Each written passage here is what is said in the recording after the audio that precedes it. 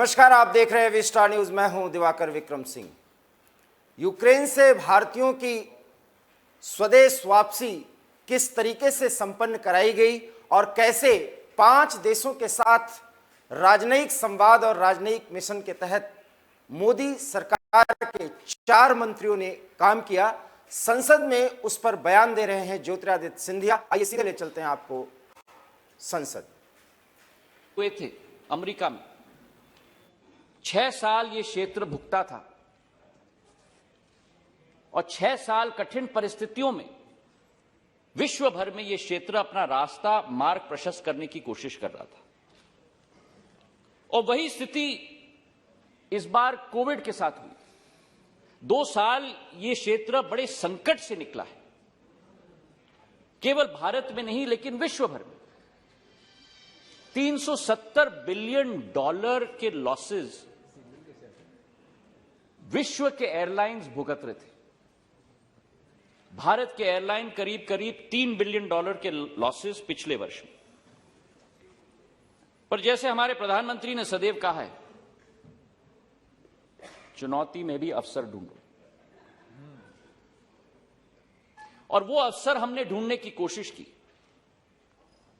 हम लोगों का जो ढांचा है नागर विमानन क्षेत्र का, उसमें एक पैराडाइम शिफ्ट, एक स्ट्रक्चरल चेंज लाने की हमने कोशिश की है इन 2 वर्षों में।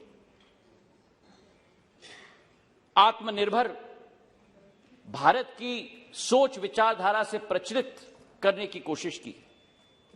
गति शक्ति की योजना, कन्वर्जेंस, हाईवेज के बीच में, रोड्स के बीच में, पोर्ट्स के बीच में, सिविल एविएशन के बीच में, ये नई सोच विचारधारा इस चुनौतीपूर्ण वातावरण में तैनात करने की हमने कोशिश की।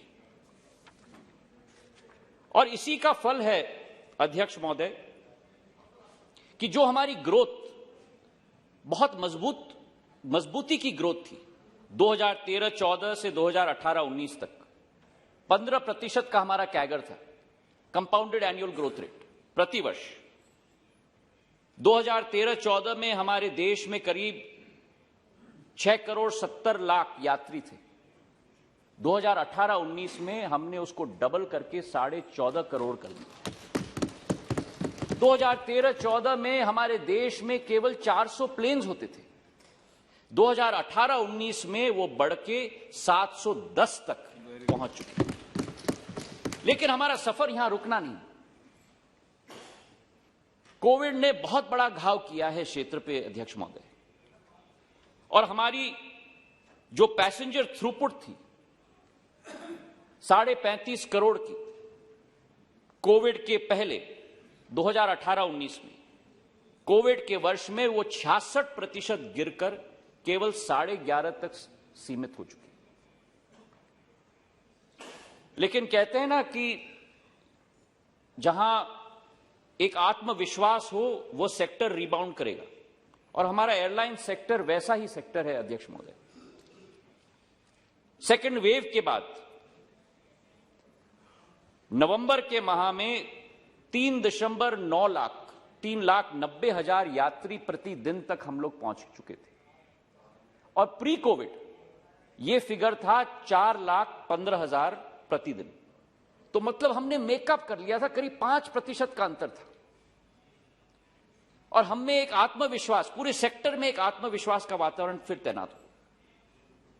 लेकिन फिर ओमिक्रॉन आया और दोबारा वो गिरावट 3,90,000 से दोबारा 1,60,000 तक हम लोग चले गए। पर आज इस सदन को रिपोर्ट करते हुए मुझे खुशी है कि पिछले 7 दिनों में हम वापस 3,82,000 प्रतिदिन तक हम लोग वापस आ चुके हैं।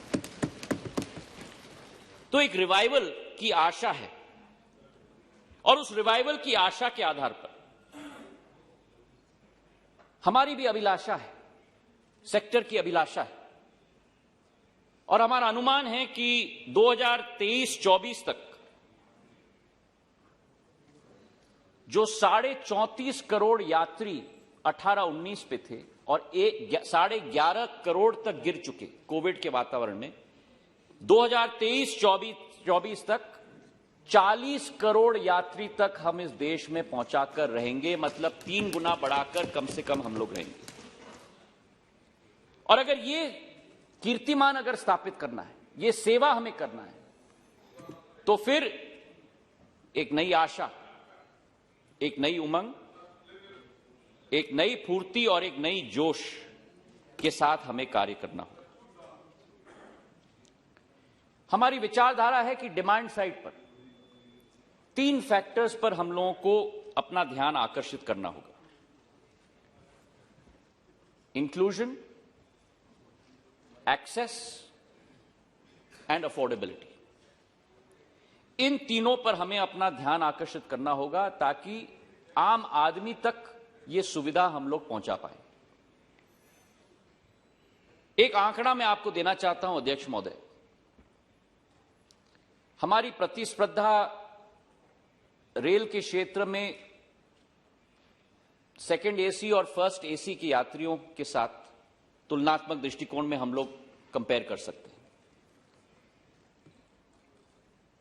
पिछले वर्ष रेलवे में 18.5 करोड़ यात्री फर्स्ट एसी और सेकंड एसी, वहीं तक मैं सीमित कर रहा हूं, यात्रियों ने सफर किया था। और नागर विमानन क्षेत्र में 14.5 करोड़ यात्रियों ने सफर किया था।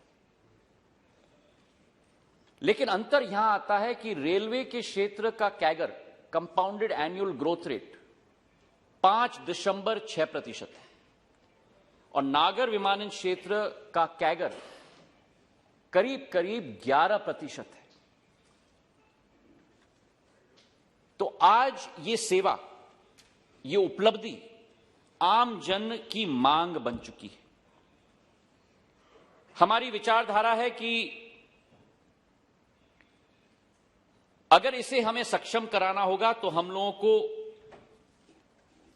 हमारा ध्यान अधोसंरचना, एयरपोर्ट्स और सेवा, एयरलाइंस के प्रति हमें रुझान रखना होगा। और मैं आपके समक्ष रखना चाहता हूं कि वस्तुस्थिति क्या है। 2014 तक अध्यक्ष महोदय हमारे देश में 74 एयरपोर्ट्स बने थे और पिछले 7 सालों में हमारे क्षेत्र में 66 नए एयरपोर्ट्स बने हैं। मतलब वो 74 अब 140 बन चुका है। मतलब करीब करीब उस कैपेसिटी को हमने डबल की है। और उसी के साथ हमारा ये संकल्प है कि ये जो 140 का आंकड़ा आज है, 2025 तक इस आंकड़े को हम 220 तक ले जाकर आपके समक्ष रखेंगे। ये हम आपको विश्वास दिलाते हैं। एयरपोर्ट्स के क्षेत्र में वस्तुस्थिति सदन के समक्ष में रखना चाहता हूं कुछ राज्यों की। उदाहरण के तौर पर उत्तराखंड में 2014 के पहले एक ही विमानतल था, एक ही एयरपोर्ट। आज एयरपोर्ट्स और हेलीपोर्ट्स मिलाकर उत्तराखंड में 9 एयरपोर्ट्स और हेलीपोर्ट्स 7 साल के अंदर। महाराष्ट्र 2014 के पहले महाराष्ट्र में 4 विमानतल थे। आज उसी महाराष्ट्र में 14 विमानतल है अध्यक्ष। उत्तर पूर्वी राज्य बहुत महत्वपूर्ण है हमारे लिए, स्ट्रेटेजिक रूप से, क्षेत्रीय संपर्क के रूप से। और उत्तर पूर्वी राज्य में हमारे 9 विमानतल थे 2014 के पहले। आज वही उत्तर पूर्वी राज्यों को मिलाकर हमारे 15 विमानतल हैं उत्तर पूर्वी राज्यों में। कर्नाटक 5 विमानतल थे, आज हमारे 8 विमानतल थे। राजस्थान, क्योंकि बहुत सारे हमारे राजस्थान के सांसदों ने भी कल बहुत सुझाव दिए, हमारे 3 विमानतल थे 2014 के पहले, आज हमारे 7 विमानतल हैं अध्यक्ष। उत्तर प्रदेश, हमारे 6 विमानतल थे उत्तर प्रदेश में 2014 के पहले, आज उत्तर प्रदेश में 13 विमानतल स्थापित हो चुके हैं, जिसमें से 5 अंतर्राष्ट्रीय विमानतल स्थापित हो। पिछले 1 साल में अध्यक्ष महोदय पूरे आंकड़े में आपको दूंगा। बिहार में पटना भीता का मामला है। पिछले एक बनाना है, मैं आपके साथ 100% नहीं 300% सहमत हूं, और अंतर्राष्ट्रीय स्तर का हमें बनाना है बिहार में। मैं उससे कम के लिए तैयार नहीं हूं। जहां भी आप बनाएंगे आप तय करिए जहां बनाना है, पर हम अंतर्राष्ट्रीय स्तर का बनाएंगे। पिछले एक वर्ष में अध्यक्ष महोदय 3 नए एयरपोर्ट्स हमने देश में ऑपरेशनलाइज किया है। कुरनूल एयरपोर्ट, सिंधुदुर्ग एयरपोर्ट, कोंकण का एक बहुत महत्वपूर्ण भाग है। मेरी भी पूर्वज महाराष्ट्र से आते थे। शिवाजी महाराज के क्षेत्र का एक अभिन्न अंग है। कुशीनगर का एयरपोर्ट, बौद्ध सर्किट, और ये कुशीनगर का एयरपोर्ट उत्तर प्रदेश का एयरपोर्ट नहीं रहेगा, ये भारत का एयरपोर्ट नहीं रहेगा, ये विश्व भर का एयरपोर्ट बनेगा, क्योंकि बुद्ध सर्किट के सारे श्रद्धालु कुशीनगर में आएंगे।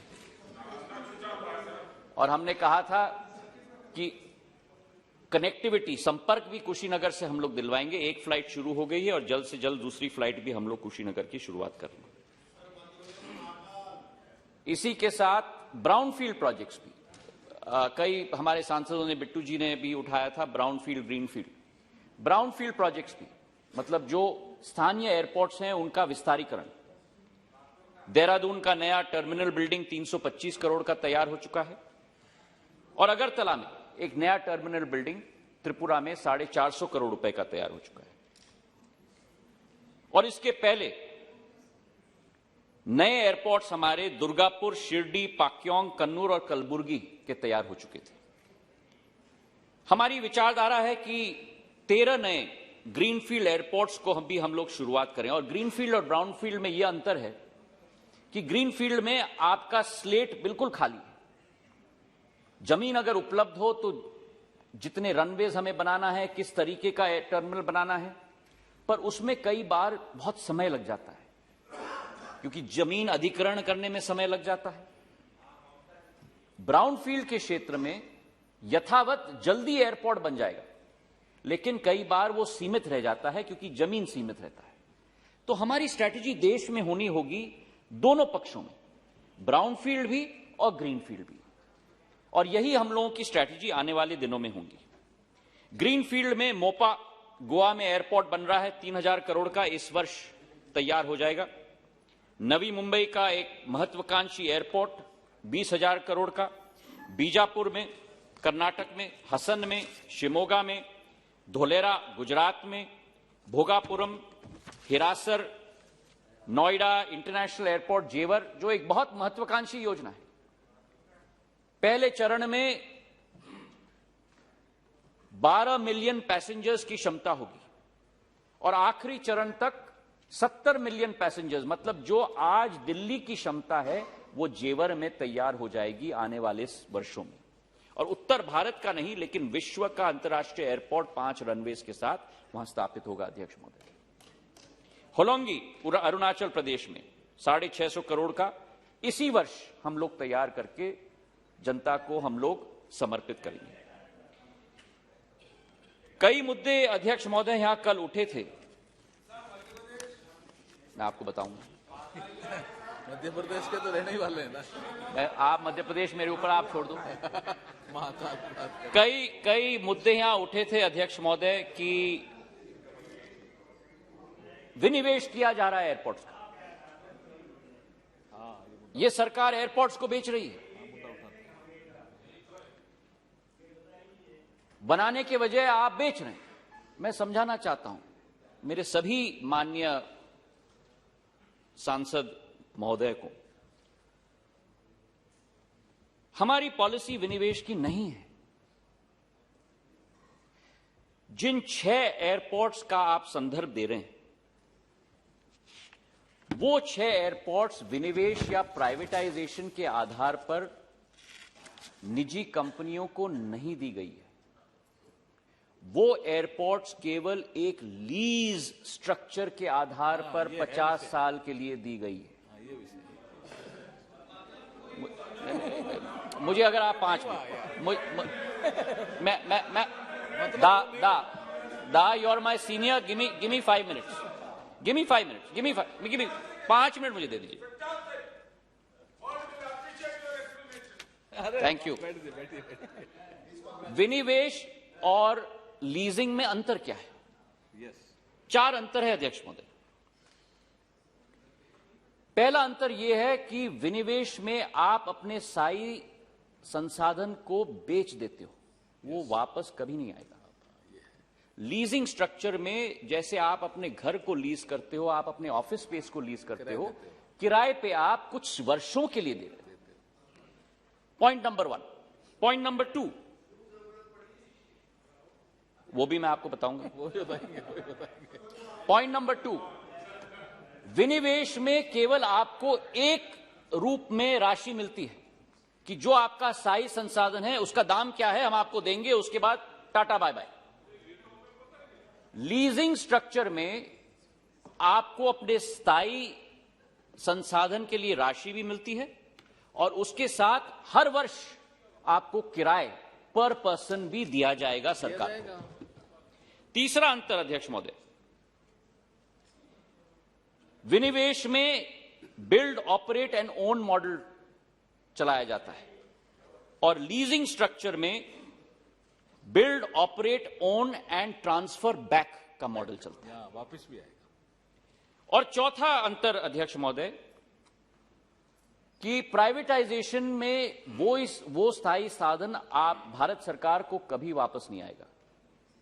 लीजिंग स्ट्रक्चर में 50 साल के बाद वो एयरपोर्ट जो भी इंप्रूवमेंट्स प्राइवेट पार्टी उस पर करेगी वो निःशुल्क वापस भारत सरकार की बौपत्ती वापस बन जाएगी। अब प्रश्न उठाए गए थे कि नहीं ठीक है,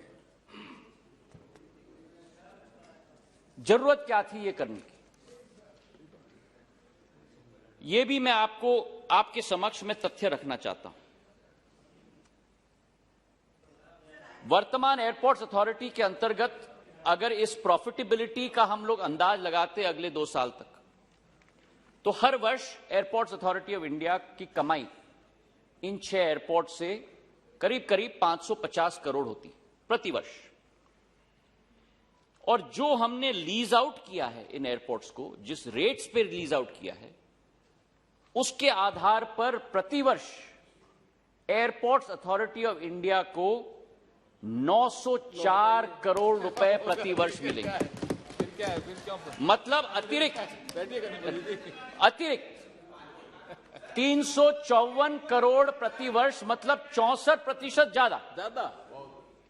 और इसके अतिरिक्त जो मैंने निवेदन किया था आपसे कि आज इन 6 एयरपोर्ट्स के लिए भारत सरकार को और एयरपोर्ट्स अथॉरिटी ऑफ इंडिया को 2300 करोड़ रुपए जो राशि लगाई गई थी, उस 2300 करोड़ रुपए के बजाय आज भारत सरकार को 2322 करोड़ रुपए भारत सरकार के बैंक अकाउंट में ऑलरेडी पहुंच चुका है।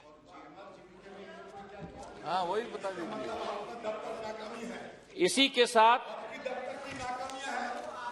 नाकामियां कहाँ हैं यार? इसी के साथ आपने ये बार में क्या किया? हमारी विचारधारा है अध्यक्ष महोदय कि नागर विमानन क्षेत्र में अगर तेजी से वृद्धि हम लोग चाहते हैं, जो हमारे सारे सांसद महोदयों ने कल मांग भी रखी थी, हमारी विचारधारा है कि जो राशि इस लीजिंग आउट स्ट्रक्चर के आधार पर मिलेगी वही राशि हर एक राज्य के एयरपोर्ट्स में निवेश एयरपोर्ट्स अथॉरिटी के द्वारा किया है।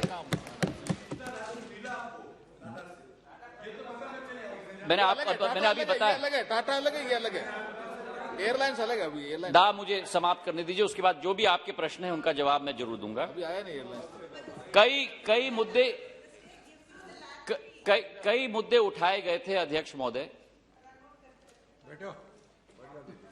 कई मुद्दे उठाए गए थे विनिवेश के आधार पर कि ये सरकार विनिवेश की स्ट्रैटेजी पे चल रही है। और मैं थोड़ा आश्चर्यचकित था और कुछ आंकड़े आपके समक्ष में पेश करना चाहता हूं बड़े विनम्र पूर्वक कि जो लोग विनिवेश की स्ट्रैटेजी को अटैक कर रहे थे, जब ये विनिवेश नहीं है, ये लीज स्ट्रक्चर है, तब भी जो बाकी डिपार्टमेंट्स में जो विनिवेश चल रहा है उसके बारे में मैं चर्चा करना चाहता हूं। 91 से 93 में जो सरकार भारत में थी, उस सरकार ने 3000 करोड़ रुपए का विनिवेश का प्रोग्राम चलाया था। और भारत सरकार के नवरत्न, भारत सरकार के नवरत्न, देखिए अध्यक्ष महोदय, चट भी मेरी पट भी मेरी, ये तो नहीं चलने वाली। Indian oil corporation, Bharat petroleum corporation, HPCL, GAIL, क्या ये सारे नॉन स्ट्रेटेजिक हैं? ये 91 से 92 का ये रिकॉर्ड, 2004 से 2009 विनिवेश का रिकॉर्ड 8,500 करोड़। बताइए। NTPC, power finance corporation, power grid corporation, REC, Hindustan petroleum, Bharat petroleum. और 2009 से 14 तो अध्यक्ष महोदय विनिवेश का रिकॉर्ड 1,05,000 करोड़ तक पहुंचा। Coal India, NMDC, oil India, Rashtriya chemical fertilizers, NALCO, SAIL, ITDC, MMTC, NFL, STC, engineers India, Indian oil corporation, national hydro electric power corporation, power grid, BHEL, NHPC. मैं तो इतना ही निवेदन करना चाहता हूं अध्यक्ष महोदय, बड़े विनम्र पूर्वक, मेरे संसद के साथी शशि थरूर जी ने कहा था और शायद ठीक कहा था, और मैं भी सहमत हूं, quote unquote, hope wisdom prevails. अध्यक्ष महोदय, हमारी विचारधारा है कि एक अग्रिम पंक्ति के आधार पर हम लोगों को देश में अधोसंरचना भी निर्मित करना होगा एयरपोर्ट्स के क्षेत्र में। और सदन के पटल पे मैं समर्पित भाव से पेश करना चाहता हूं कि 2025 तक हमने कुछ टारगेट्स निर्धारित किए, दोनों ब्राउनफील्ड और ग्रीनफील्ड दोनों पर अध्यक्ष महोदय। एयरपोर्ट्स अथॉरिटी ऑफ इंडिया के द्वारा, जो भारत सरकार की कंपनी नागर विमानन मंत्रालय के अंतर्गत आती है, ब्राउनफील्ड प्रोजेक्ट्स में 42 नए एयरपोर्ट्स हम लोग स्थापित करेंगे 25,620 करोड़ रुपए। और ग्रीनफील्ड एयरपोर्ट्स 2025 तक 3 नए एयरपोर्ट्स, होलोंगी, हिरासर और धोलेरा, 3 नए एयरपोर्ट 3,500 करोड़ का, मतलब एयरपोर्ट्स अथॉरिटी ऑफ इंडिया अकेले 28,980 करोड़ रुपए का निवेश करेगा नागर विमानन क्षेत्र के एयरपोर्ट्स के अधीन। इसी के साथ मैं मानता हूं कि आज देश में केवल सरकार अपने आप आगे नहीं बढ़ सकता, निजी क्षेत्र को भी हमें साथ में लेना होगा। और निजी क्षेत्र से भी हमने एक प्लान बनवाया है। ग्रीनफील्ड के क्षेत्र में निजी क्षेत्र के 4 एयरपोर्ट्स बनेंगे, मोपा, नवी मुंबई, जेवर और भोगापुरम। 30,664 करोड़ रुपए का निवेश ग्रीनफील्ड के क्षेत्र में निजी क्षेत्र के द्वारा किया जाएगा। और ब्राउनफील्ड के क्षेत्र में 7 नए एयरपोर्ट्स की विस्तारीकरण की जाएगी, जिसमें दिल्ली, बेंगलोर, हैदराबाद, लखनऊ, मैंगलोर, गुवाहाटी और अहमदाबाद, कुल मिलाकर 34,000 करोड़ रुपए का निवेश ब्राउनफील्ड एयरपोर्ट्स में मिलाकर, मतलब एयरपोर्ट्स अथॉरिटी और निजी क्षेत्र को मिलाकर अध्यक्ष महोदय 1 लाख करोड़ रुपए का करीब करीब निवेश का प्रोग्राम है अगले 2-3 सालों के अंदर भारत के अंदर। हमारी विचारधारा है अध्यक्ष महोदय कि एयरलाइन और एयरपोर्ट्स के साथ सबसे महत्वपूर्ण है last mile connectivity, inter state travel और इंट्रा स्टेट ट्रैवल। और इस क्षेत्र में प्रधानमंत्री जी की सोच और विचारधारा, उनका संकल्प, अगर एक परिवर्तन पिछले 7 साल में इस नागर विमानन क्षेत्र में आया है तो असली रूप में इस नागर विमानन क्षेत्र का लोकतांत्रिकरण प्रधानमंत्री जी के द्वारा किया गया है। The democratization of civil aviation has taken place in the last 7 years। जो ये क्षेत्र कुछ चुने हुए लोगों तक सीमित होता था आवागमन की सुविधा के लिए, इसके दरवाजे खोले गए हैं उड़े देश के आम नागरिक की योजना के आधार पर। अध्यक्ष महोदय, हजारों लोगों की, लाखों लोगों की आशा और अभिलाषा है। जैसे हमारे सांसदों ने भी कल, बहुत लोगों ने कहा, वो प्लेन दिखता था कि ऊपर कोई चंद्रमा की तरफ जा रहा है। और जब मैं अभी झरसुगुड़ा में भी गया था कार्यक्रम के लिए, हमारे बुजुर्ग लोग, हमारे बच्चे जिन्होंने कभी भी प्लेन में कदम नहीं रखा था, जो उनके आंखों में एक नई उमंग दिख रही थी, यही उड़ान का नतीजा है अध्यक्ष महोदय, जो आम नागरिक तक पहुंचाने का काम इस क्षेत्र से किया गया है। हमने पिछले 4-5 सालों में 409 रूट्स को प्रचलित किए हैं, 66 नए एयरपोर्ट्स को ऑपरेशनलाइज किया है, जिसमें 8 हेलीपोर्ट्स हैं और 2 वाटरड्रोम्स हैं, और 1,70,000 फ्लाइट्स उड़ान के जरिए पिछले 5 साल में इस देश में संभव हो पाए। करीब करीब 91 लाख लोग उड़ान के आधार पर एक नई आशा और उमंग से अपना जीवन आगे ज्ञापन कर रहे हैं। और जो ग्रोथ भी है अध्यक्ष महोदय, नॉन मेट्रो एयरपोर्ट्स में उड़ान से 5% ग्रोथ संभव हो पाया है, और 11 नए एयरलाइंस केवल उड़ान के आधार पर, जिसमें 3 स्टार्टअप्स हैं, वो उड़ान के आधार पर संभव हो पाए। हमारी योजना में 4,500 करोड़ का निवेश की विचारधारा है 124 एयरपोर्ट्स में, जिसमें करीब करीब 2,500 करोड़ रुपए खर्च हो चुके हैं।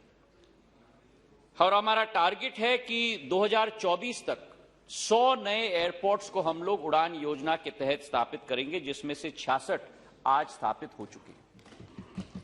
कल बजट के चर्चा में उड़ान योजना पर मेरे कई सहभागियों ने, मेरे सांसदों ने बजट के आवंटन पर बहुत सारे प्रश्न किए। मैं आपके समक्ष आंकड़े रखना चाहता हूं अध्यक्ष महोदय। 2020-21 की बीई में बजट का आवंटन उड़ान योजना के लिए 485 करोड़ था, जिससे बजट एस्टिमेट 21-22 में 600 करोड़ तक बढ़ाया गया। इस 600 करोड़ में बहुत बड़ा भाग है अधोसंरचना के लिए, निवेश के लिए 470 करोड़ रुपए निवेश का भाग है। और जब हमने वित्त मंत्रालय को दिखाया कि हमारी क्षमता ज्यादा है खर्च करने के लिए, तो रिवाइज एस्टिमेट में वो 600 करोड़ को बढ़ाकर उन्होंने 994 करोड़ किया, मतलब 66% वृद्धि की। अब कल आपत्ति लगी थी कि केवल 600 करोड़ का इस साल का आवंटन किया गया, पर मैं आपसे हाथ जोड़ के निवेदन करना चाहता हूं कि यह केवल बजट एस्टिमेट है। मैं आपको विश्वास दिलाता हूं कि हमारी खर्च करने की क्षमता के आधार पर वित्त मंत्रालय ने हमें आश्वासन दिया है कि कोई भी फंड्स की कमी नहीं रखी जाएगी, जितना भी खर्च होगा वो उड़ान योजना के लिए दिया जाएगा। उड़ान योजना के साथ जुड़ी हुई कई मार्मिक कहानियां हैं अध्यक्ष महोदय। 1-2 का विवरण मैं करना चाहता हूं।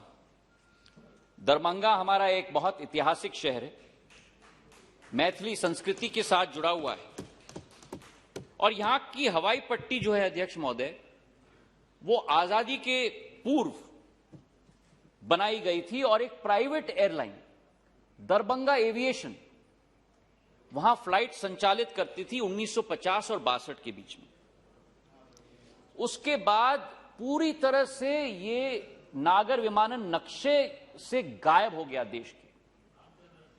ये केवल प्रधानमंत्री जी का संकल्प था कि 9 नवंबर 2020 को पहला प्लेन दिल्ली से दरभंगा में लैंड हुआ, और आज वही दरभंगा बिहार के उत्तर भाग के 14 जिलों को जोड़ता है और दिल्ली, मुंबई, बेंगलोर और हैदराबाद और कोलकाता के साथ आज दरभंगा जुड़ चुका है। 9 महीने में अप्रैल से दिसंबर तक, फरवरी तक 9-10 महीनों में अध्यक्ष महोदय, जब कोविड का प्रकोप था, इस दरभंगा से 5.25 लाख लोगों ने सफल यात्रा कायम की। ये क्षमता है उड़ान की। जो लोग आलोचना कर रहे थे उड़ान की, कोविड के वातावरण में भी बहुत मेहनत, मशक्कत के आधार पर लोगों के आशाओं और अभिलाषाओं पर उतरने की हमने कोशिश की। यही कहानी झरसुगुड़ा की, उड़ीसा की। द्वितीय विश्व युद्ध का एयर स्ट्रिप था अध्यक्ष महोदय, और झरसुगुड़ा छत्तीसगढ़ के बाउंड्री पर है। भुवनेश्वर से अध्यक्ष महोदय 350 किलोमीटर दूर है, 7 घंटे लगते हैं उसी राज्य में भुवनेश्वर से झरसुगुड़ा पहुंचने के लिए। मार्च 2019 में वीर सुरेंद्र साय एयरपोर्ट, और जब मैं झरसुगुड़ा गया था, मैंने निवेदन किया था, वहां के लोग कह रहे थे मुझे, आपका स्वागत है वीएसएस एयरपोर्ट में। मैंने हाथ जोड़ के निवेदन किया कि वीएसएस एयरपोर्ट मत कहिए, ये हमारे स्वतंत्र संग्रामी के नाम पर रखा गया है, वीर सुरेंद्र साय एयरपोर्ट से प्रचलित होना चाहिए ये नाम। और आज झरसुगुड़ा देश के 6 शहरों से जुड़ा हुआ है, दिल्ली से, बेंगलोर से, कोलकाता से, हैदराबाद से, रायपुर से, और उसी राज्य में भुवनेश्वर के साथ भी। और पिछले 11 महीनों में, दोबारा मैं कह रहा हूं, कोविड के वातावरण में 2.5 लाख लोग झरसुगुड़ा से देश के कोने कोने तक पहुंचे। यह है कमाल उड़ान की। एक आखिरी उदाहरण मैं आपको देना चाहता हूं, रूपसी एयरपोर्ट की, असम की। 8 मई 2021 को गुवाहाटी और कोलकाता से रूपसी को जोड़ा गया था, और यह गेटवे है केवल असम के जिलों के लिए नहीं, केवल कोकराझार, धुबरी, बोनगांव, गोपालपुरा, गोलपरा जिलों के लिए नहीं, लेकिन आसपास के बंगाल के राज्य, बंगाल के साथ साथ